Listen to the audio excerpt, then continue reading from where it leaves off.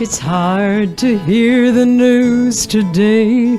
It's hard to see the painful way our stinking thinking feeds only the self. The me and mine, the us and them, continuing the suffering. What can I do to ease this living hell? Finding purpose in a world on fire as far as I can see. Trying not to add my kindling or emotional gasoline. Surrounded in this smoky life, I can barely breathe. But by deconstructing self, we are free. We are free. Yeah, we are free. We are free. I can't fix the way things are, and I can't heal the painful scars, snuff out the blazing flame of fear and greed. Attachment to my own fixed views, my separate self's always bad news, while wisdom says that love is all we need. Finding purpose in a world on fire as far as I can see. Trying not to add my kindling or emotional gasoline. Surrounded in this smoky life, I can barely breathe. But by deconstructing self, we are free. We are free.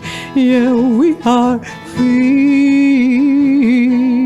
We are free.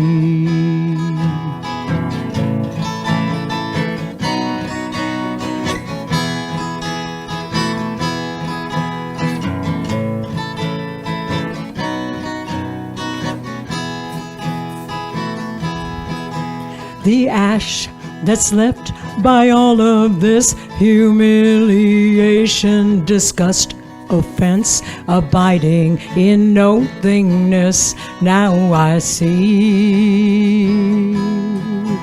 Embracing happiness and joy, singing out a joyful noise, and gently holding space for all to be. Finding purpose in a world on fire as far as I can see. Trying not to add my kindling or emotional gasoline. Surrounded in this smoky light, I can barely breathe. But by deconstructing self, we are free. We are free. Yeah, we are free. We are free. Oh, we are free. We are free. We are free. We are free. We are free. Shanti. Thank you for that beautiful song.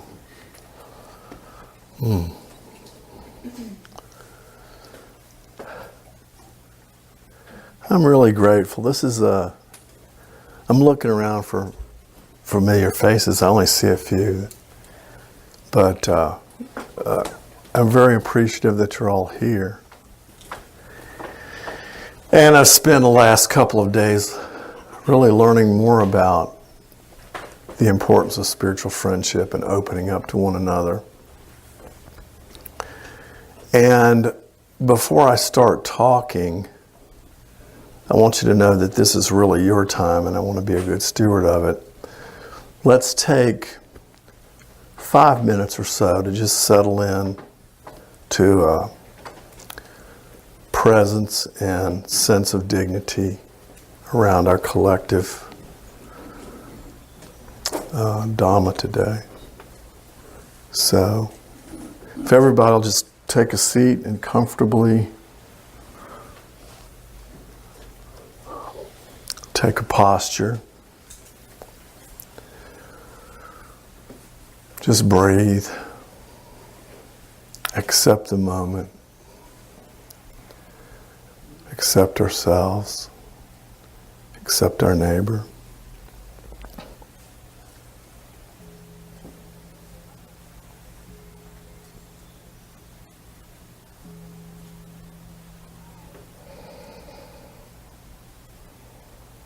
Just lean into the moment with interest and care.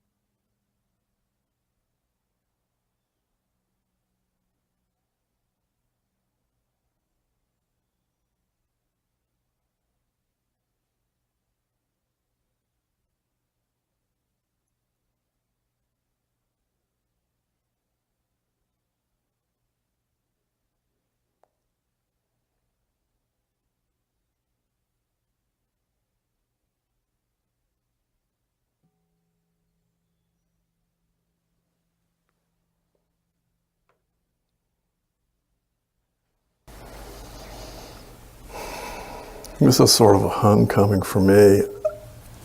It's my first time really at Heartwood, and coming out of really a very rich experience of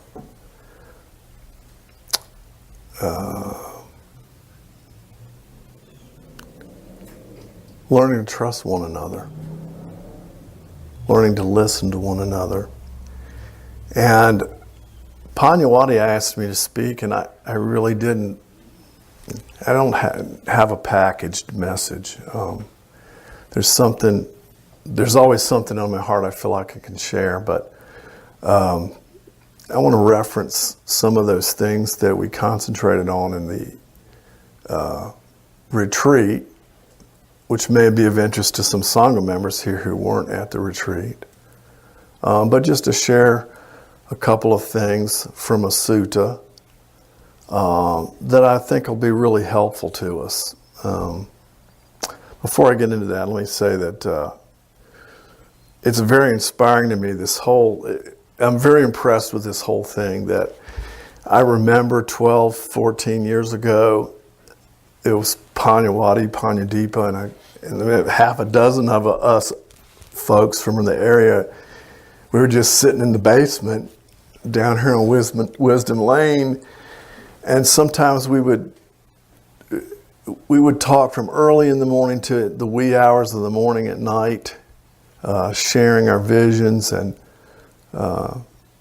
talking about the Dhamma with great enthusiasm and all the things that were possible, and what it would be, how great it would be to just have a true Sangha of monks and nuns and lay people, everybody working together in cooperation, supporting each other's practice, and locked arm in arm and growing together and addressing some of the social issues that are out there, and just being a healing and restorative power to the community. And it was all very exciting, and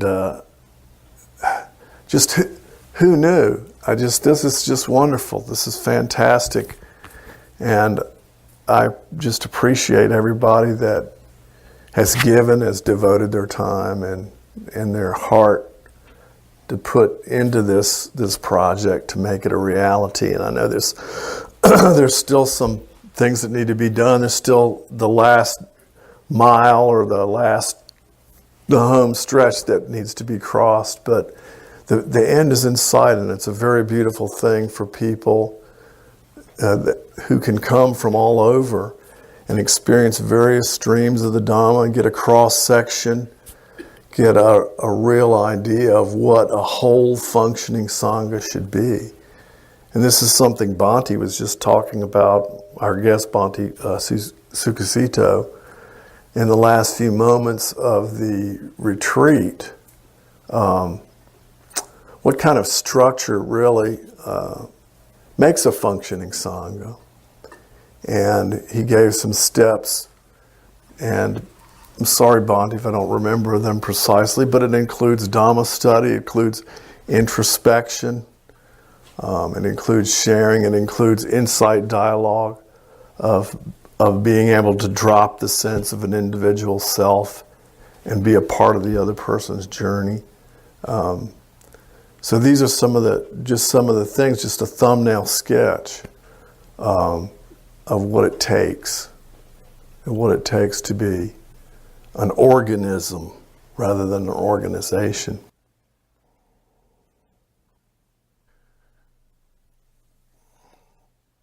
We hear things like enlightenment, awakening. Those words are used sparingly, I think, in the Buddhist text. Most of the time, when the Buddha spoke about this, he spoke about full understanding or final knowledge or complete understanding. In that sense, individually,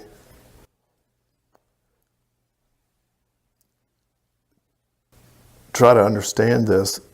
In this very moment, you're as enlightened as you are. We're enlightened as we are in this very moment.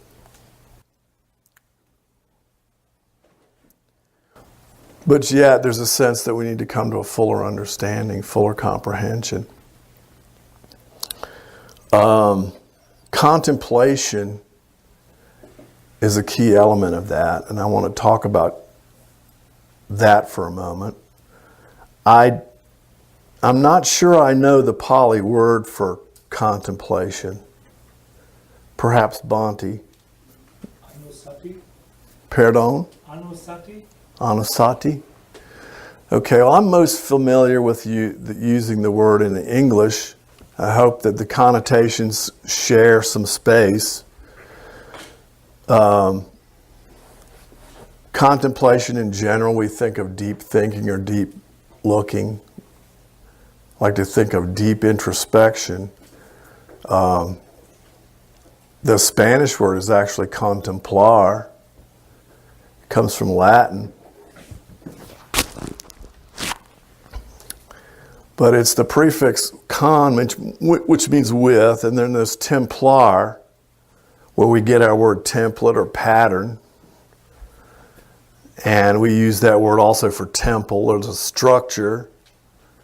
Sometimes it's associated with sacredness.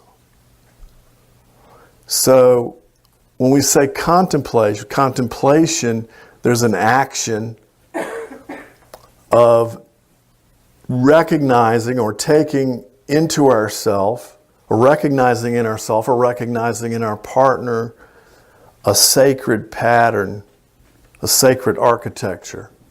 There's a design within consciousness itself that has inherent in itself intelligence. All these other attributes we consider to be virtuous, like joy and concentration and compassion and things. Those things are inherent in consciousness. And when that arises in a person, it arises with the limitations of our development and our conditioning. And this is what we're really working on. We're producing an effort to discover the effortlessness of allowing that which is true and virtuous to express itself freely. And so that's why we do these exercises like insight dialogue. And we had a beautiful experience in our retreat of practicing this with one another in a structured way. Again, contemplation is a structure, recognition of a structure, where gradually, my experience of it with my partners was gradually barriers came down and we began to trade places. And we recognized that it was a singular experience. It wasn't two people experiencing the same thing at the same time. It started out that way. But the more we began to let down our preconceptions and open to the experience, we began to recognize that we were very much the same, that it was one consciousness expressing itself in two individual people, but as the same recognition. And that was really a wonderful thing. And we do that with some deliberation as a Sangha. That's what Sangha is in some sense. We intentionally come here to situations like that to cultivate that. So contemplation is not just intense thinking, but it's letting go of the normal structure of thought and being quiet enough and attentive enough to allow the sacred structure of what is true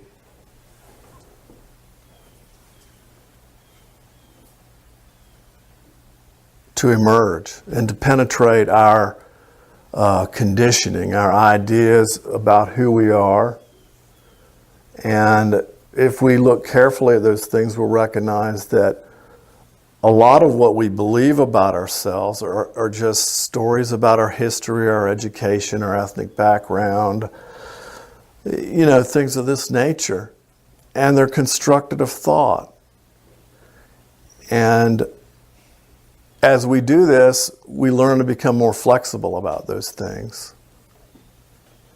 and place less importance on that and more importance on celebrating the truth that we're all people who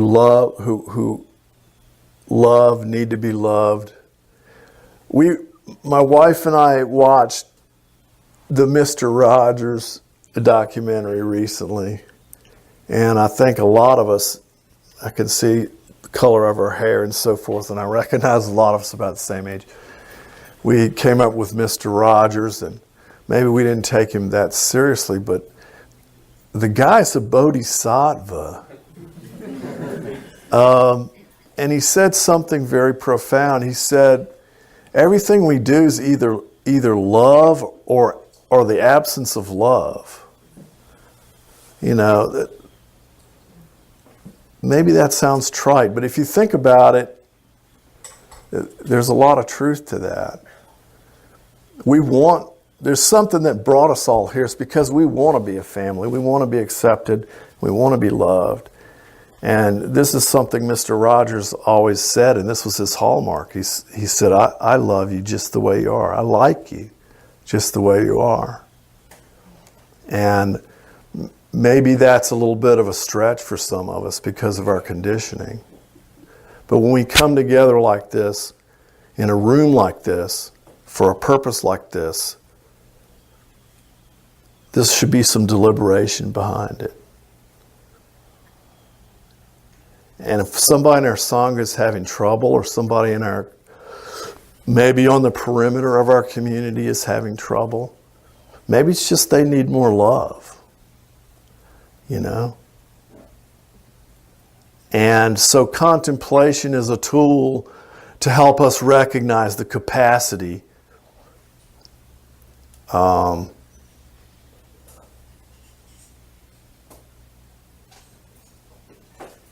so much about the self, this idea of a person is ephemeral. In the Dhammapada, it says that those who fail to recognize the essential will become preoccupied with the unessential and miss the essential. So I'm asking us to turn our attention to the essential. What is the basic nature of humanness, and how is the Dhamma, how is our Dhamma practice, how is our perception lending itself to draw that out to fuller expression?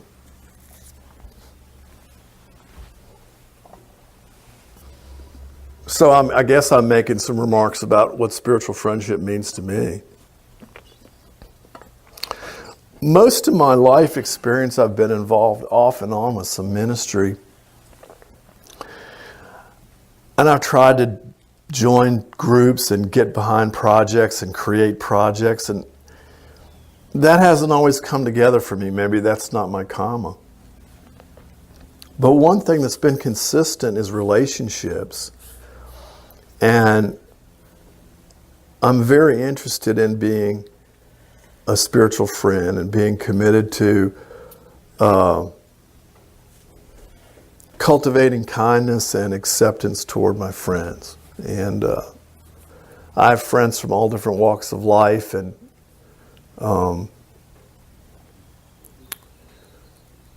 it's just very interesting to love them and accept them as they are. And in a way, that's kind of a Sangha. Not in the deepest, the truest sense, but the sense of interconnection. But my wife and I, in the last few years, we've built relationships with people from different places in the world, Mexico and India, and we have friends from other places as well.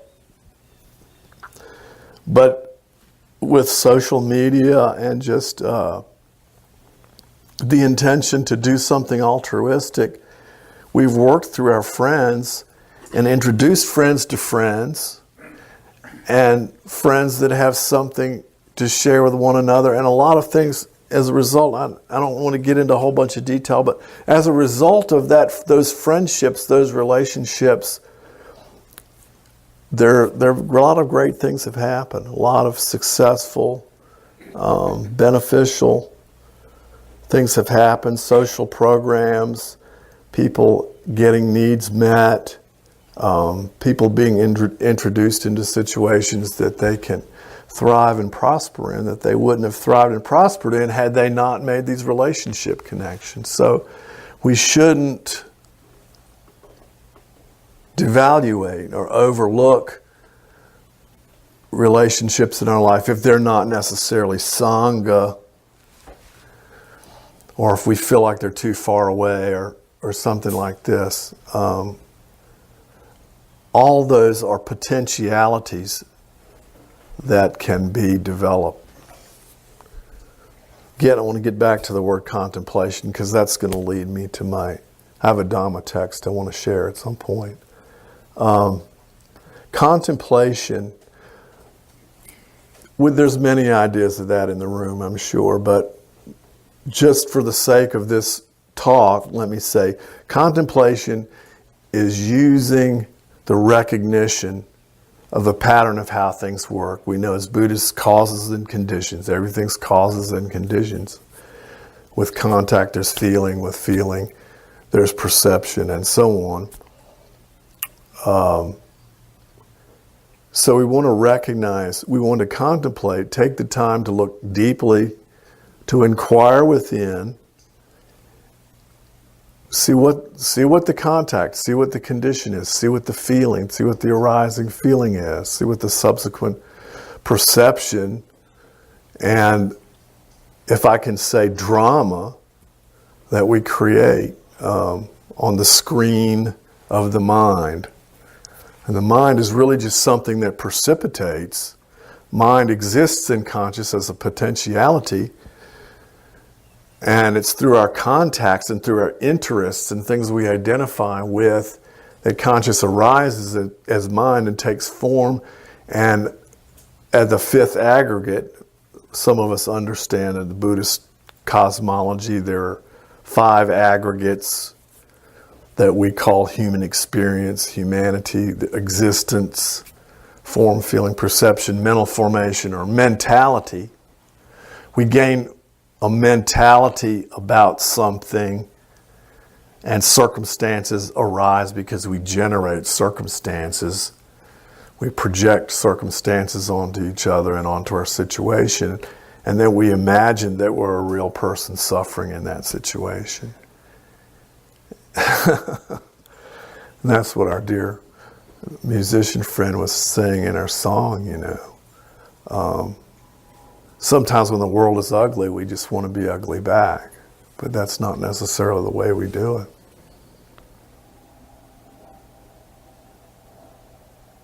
So I want to come to the same kind of idea of comprehension. The Buddha had a comprehension, and he struggled,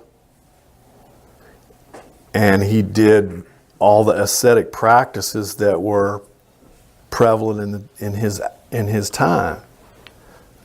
He did yoga practices, severely austere yogic practices, and he tried really hard to achieve liberation. But it was when he relaxed his mind that it began to occur to him, that this Dhamma began to occur to him. And he said, geez, this is really complicated. You know, how do I communicate this? How do I communicate this to other people? So again, he developed a structure. He developed a structured path. And for us, a contemplation is a real key to that path. And we're given instructions what to contemplate on and how to observe those things. Is everybody with me so far? Okay, great. I brought my cell phone because the Samyutta Nikaya is about 3 inches thick, and it's a real big book, and I didn't need to feel the need to bring it with me. But I just have a couple verses. They're contrasting things, but they just get down to really basic practice. But again, the key is comprehension. And what's comprehension, and how do we arrive at it? We arrive at it through contemplation. There's 2 suttas. They're called the Parinya suttas. Parinya is comprehension or knowledge. And I spoke a moment ago and mentioned that the Buddha often, rather than say enlightenment, he would say full understanding or full knowledge or full comprehension or final knowledge. And he would give talks, simple talks. He'd say, if you do these 5 things, 10 things, 18 things, whatever, and then you read the end of the sutta and it says, well, 100 monks instantly attained enlightenment through this destruction of craving, you know. What happens to us when we read the same sutta, you know? We read the same sutta and it's like, well, what was he talking about? And this is where we get really from we get out of the situation of mental, try to intellectually deconstruct something, to contemplation, where we're listening to a pointing, and we're looking deeply into those areas with the energy of our... Well, let me just get into the sutta. There's two Puranya suttas, both in Samyutta Nikaya. They're very similar, but there's a shift in one of them that I think that's going to make a really good point for us.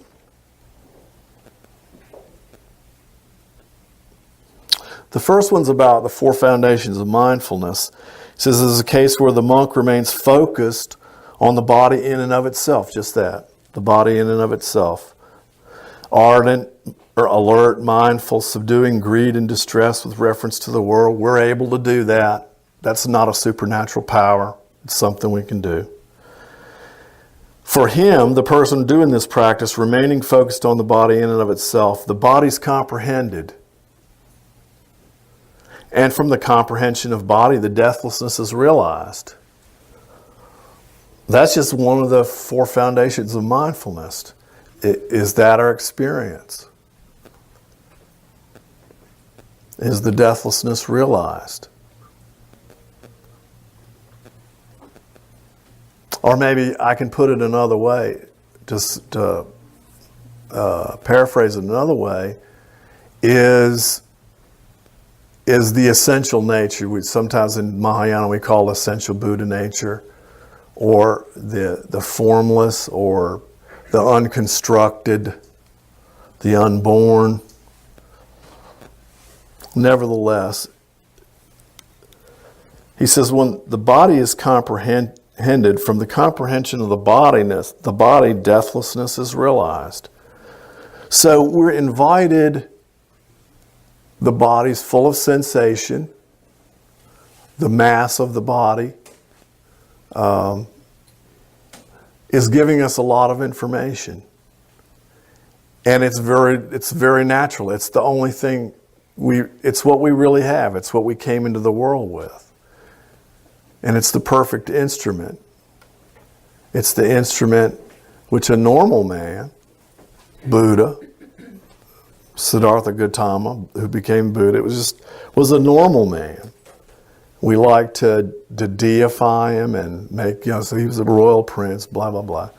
But he was just an ordinary human being, just like us. Through the comprehension of the body, the full understanding of the body, the deathless can be realized. Well, it occurs to most of us just off the cuff that it seems like the body's all about death. So maybe we need to look deeper. Maybe we need to really contemplate that. Again, what is the structure? Where does our insight lead us when we take the time to look deeply? He remains focused on feelings in and of themselves, ardent, alert, mindful, subduing greed and distress with reference to the world. We're able to do that. That's not supernatural power. Those are things we can do no matter how agitated or how ADD we are or whatever else. We're able to do that for at least a few minutes a day. Focused on feelings in and of themselves, feelings are comprehended. From the comprehension of feelings, the deathlessness is realized. He remains focused on the mind in and of itself. Just that there's a mind. What's the nature of mind? Ardent, alert, and mindful, subduing greed and distress with reference to the world. For him, remaining focused on the mind in and of itself, the mind is comprehended.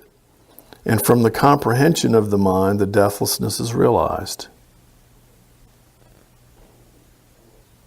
Seems like the mind goes on and on, doesn't it? But if we look carefully at the mind, we say, my mind is filled with my thoughts and my ideas and my experiences and my education, my attitudes, my thoughts.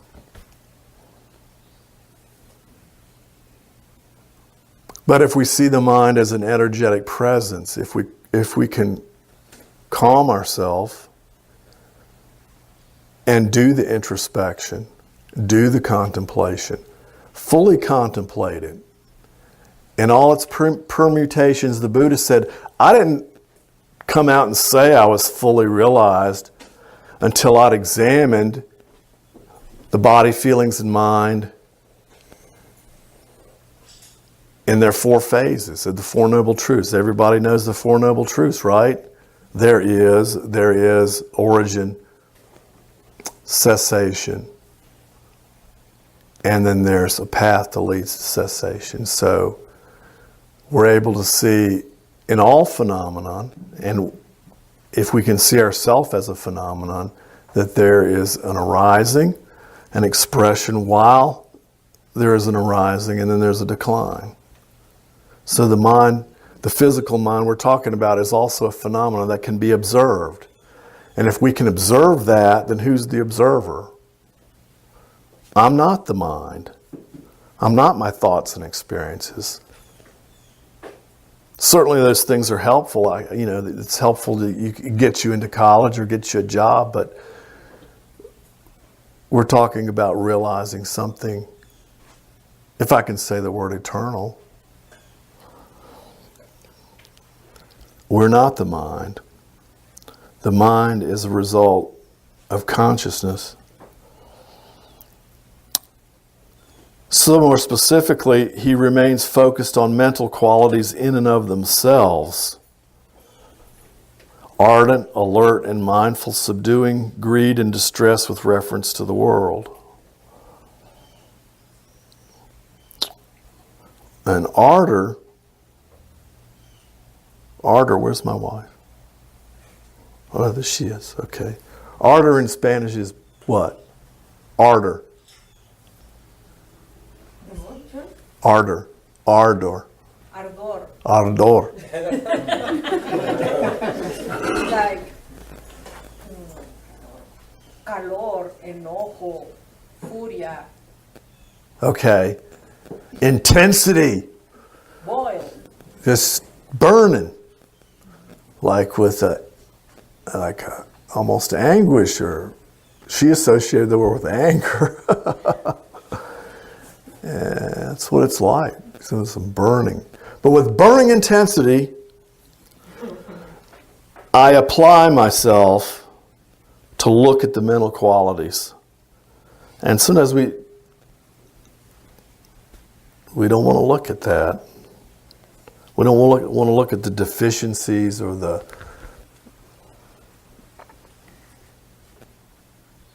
mentalities, attitudes. But this is a power that we have.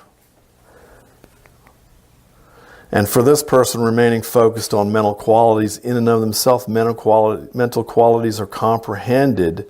And from the comprehension of mental qualities, the deathlessness and realized. So I'm just saying all this as an exhortation. This is something where we all need to work with. Contemplation is more than just thinking about some ideas or testing out some doctrines or theories. It's more than book learning. It's more than our opinions. It's seeing how the mind operates. It's seeing how it arises as a phenomenon.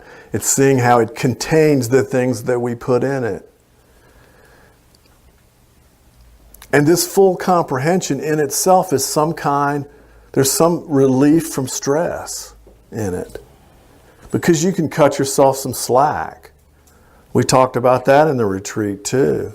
Being a friend. Am I a friend, somebody who can endure? First, I must have learned to endure or let go of some of my own defilements, or forgive myself and love myself the way I am, before I can accept the other and let go of some of the, or overlook the defilements in others. So it's comprehension. Comprehension is in itself some kind of awakening, some kind of understanding. I like the word understanding better than knowledge, because we understand a lot with the heart, with the body, with the breathing, with the sensations of the body. Look within, and you can see where the sensation of I begins to arise. Am I running out of time yet? We got time? We're still in good shape? Okay. What was I saying? Okay, get a palpable sensibility in our meditation, in our introspection, in our investigation, in our contemplation. Get a palpable sensation within the body. That's why he's saying look at the body. That's why he's saying talk mindfulness of breathing. Get a palpable sensibility of what messages are coming in, or coming from this place, coming from your vitality. Is there too much energy going out with my words? Am I not putting enough energy into this? Do I feel a sense of jittering unevenness or strife or anxiety about this? That's a message. That's some understanding. It doesn't necessarily need to be articulated in words. Some of us have played with magnets before, and you put the two magnets together and you can feel that invisible energy between the magnets. The sort of the repulsion and then the attraction. And without this practice, that's what you're left with. You're left with revulsion or attraction. And you're constantly being pulled into a duality. And this is what I would caution everybody about.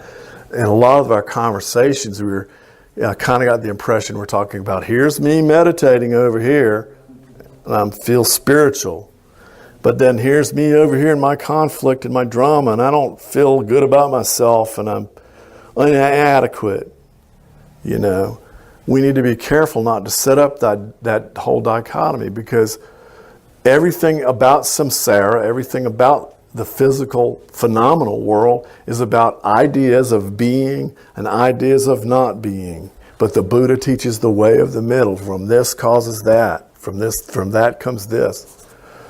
And we need to recognize that in an impersonal way. And that brings me to my next sutta piece here. We're running out of time. Okay. The next sutta is also called the Parinya Sutta, Comprehension. This comes at it from a different angle. But again, the Buddha said, I completely investigated all these things thoroughly. And until I completely investigated it and come to full understanding it, I didn't consider myself to be awake. Oops, that's the same sutta.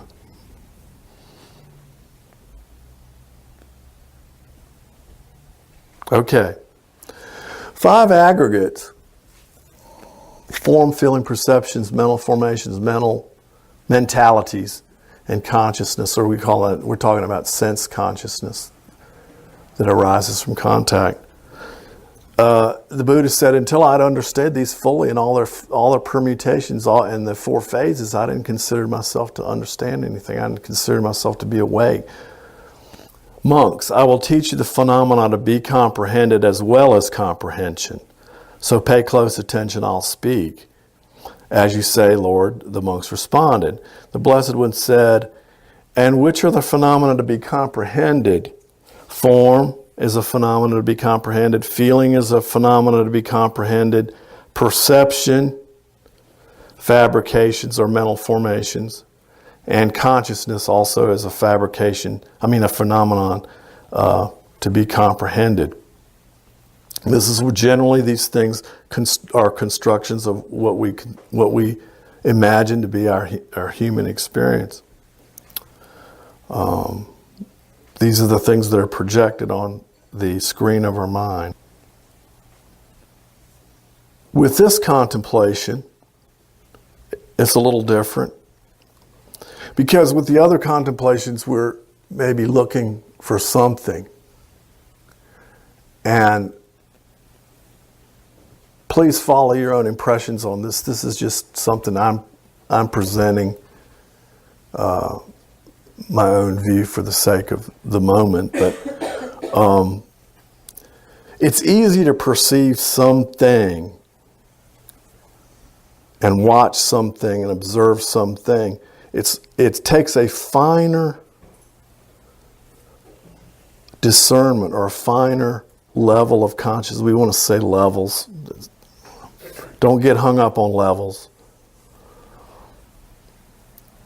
It takes a finer consciousness to see space than it does to see an object. Okay? So this brings it all to a point, and the point is this, which is comprehension. This time he's saying what actually is comprehension. Comprehension is the ending of passion, ending of aversion, ending of delusion. That's called comprehension. So that's what it is. And if there's a point, that's the point I'm trying to make, is that that's something more ethereal, something more difficult to grasp. And we can't grasp it as a concept, really. It's something wordless. It's something you need to understand with this instrument, through your contemplation, through your body meditation, through your mindfulness of breathing. Begin to recognize the rising of an I. It's a phenomenon. And when we say I am, it's not the real I am, it's the collection of our conditioning that mind is being projected on like a screen.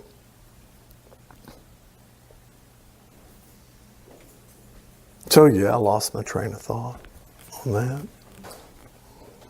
But he defined that as true comprehension, true understanding. If you're on the beach, maybe this has happened to some of you, if you're on the beach, somebody says, there's a dolphin out there on the ocean, on the horizon.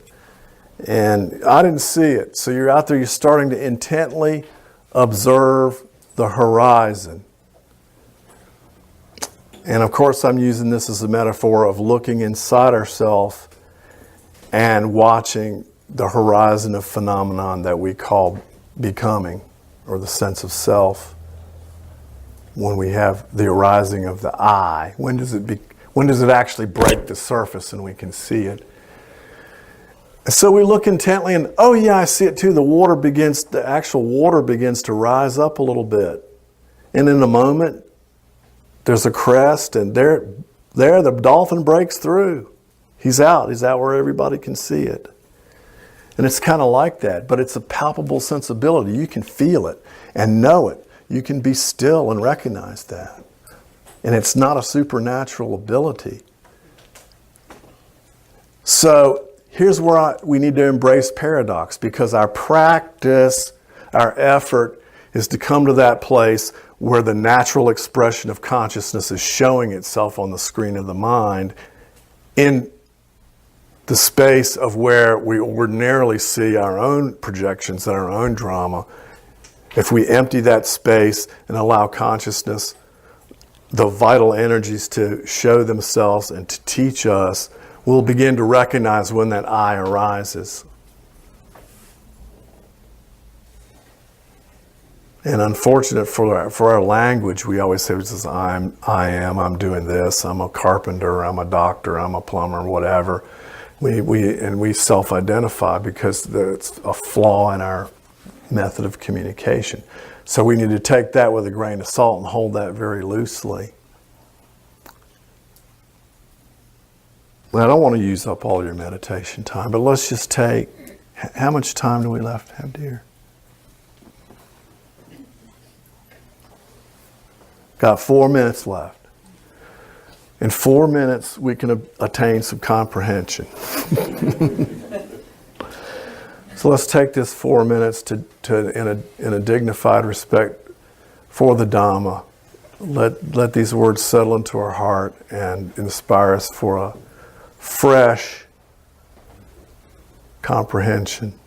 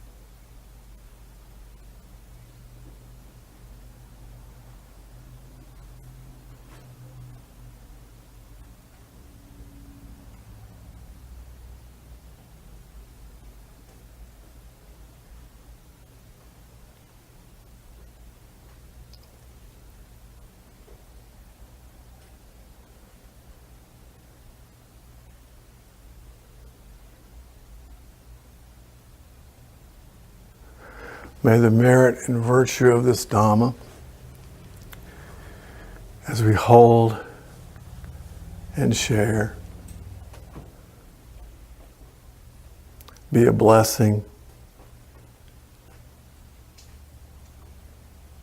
and a contribution for the healing of our society. May all beings be free from the causes and conditions of suffering. May the causes and conditions of happiness and well-being arise for all beings. May we be the vessels of love and dynamic expressions of the Dhamma.